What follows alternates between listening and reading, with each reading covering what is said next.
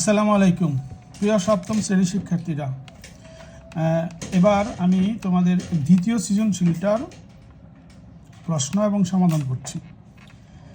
A square minus 3a plus 1 equal to 0, x plus 1/x equal to 5। এটা হলো তোমাদের উদ্দীপক। দেখাও যে x square minus 5x plus 1 equal to 0। প্রমাণ করো a power 4 plus 1/a power 4 equal to 47। গ নম্বরে হচ্ছে x square minus 1/x square তার হোল স্কোয়ারের মান নির্ণয় করো। ক নম্বর আমাদের দেওয়া আছে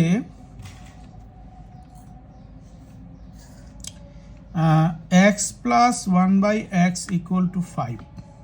দেখো এখানে একটা ভগ্নাংশ আছে 1/x, কিন্তু তোমাদের যা দেখাইতে বলা আছে সেখানে কোনো ভগ্নাংশ নাই। তাইলে আমি তোমাদেরকে এই ধরনের রাশিকে বর্ণনা করি সরল রেখা হিসাবে। এটা হলো একটা সরল রেখা, সোজা রেখা, আর এখানে আছে ভগ্নাংশ। আমরা যদি ভগ্নাংশ থেকে এরকম সোজা রেখায় পরিণত করতে চাই তাহলে আমরা উভয় পক্ষকে x দ্বারা গুণ করব।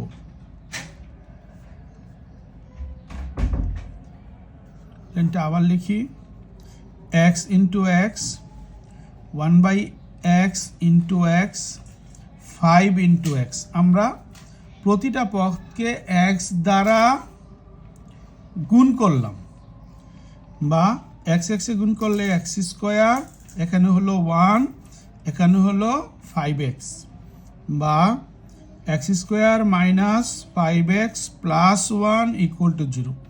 এই আমাদের দেখো ভগ্নাংশটা সরলরেখায় পরিণত হলো এবং আমাদের যা প্রমাণ করতে বলা হয়েছে তাও আমরা প্রমাণ করতে পারলাম। প্রুভড।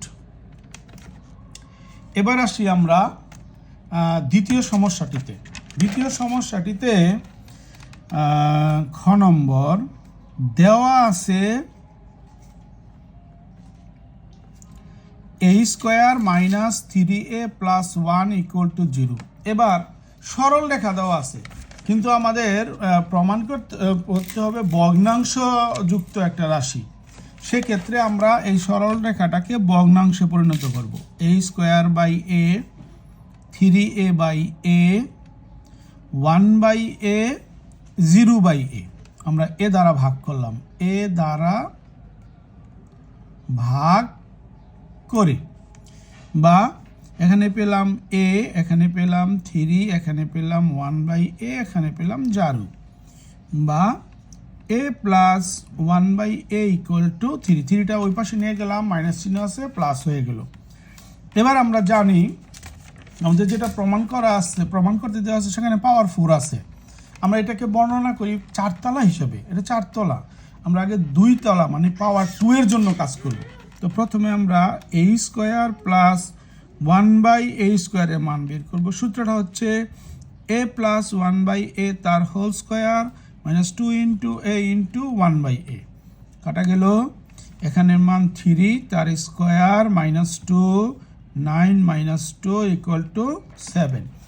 এবার আমরা পাওয়ার 4 এর কাজটা করে ফেলি। এ পাওয়ার 4 প্লাস 1/a পাওয়ার 4, এটাকে আমরা লিখতে পারি a স্কোয়ার তার স্কোয়ার, মানে এই পাওয়ার 4টাকে ভিতরে ব্র্যাকেটের ভিতরে পাওয়ার দিব 2, বাইরে দিব পাওয়ার 2। ঠিক একইভাবে এখানে ভিতরে পাওয়ার 2, বাইরে পাওয়ার 2।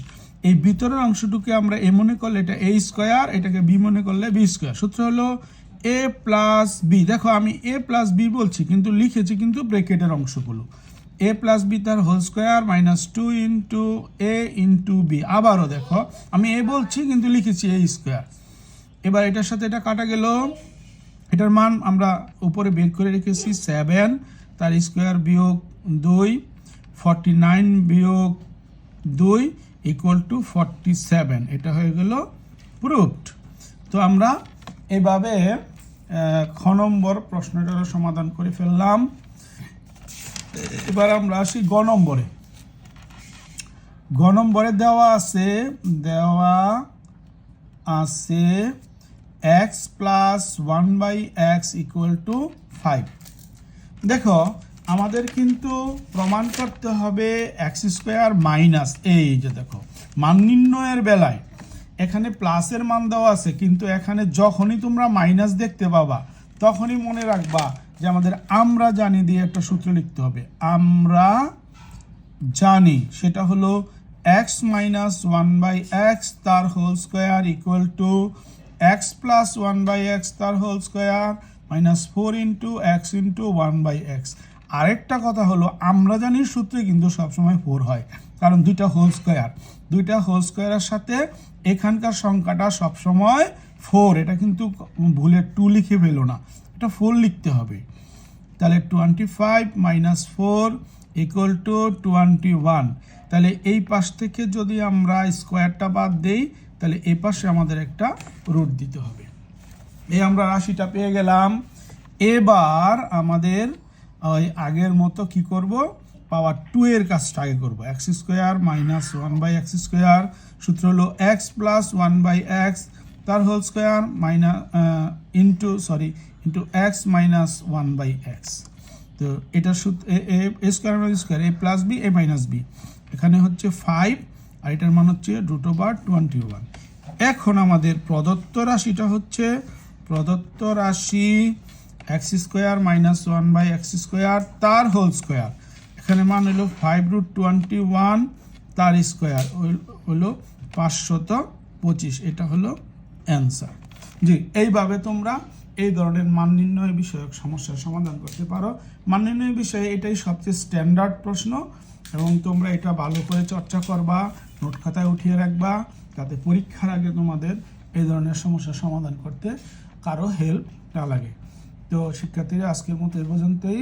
আল্লাহ হাফিজ।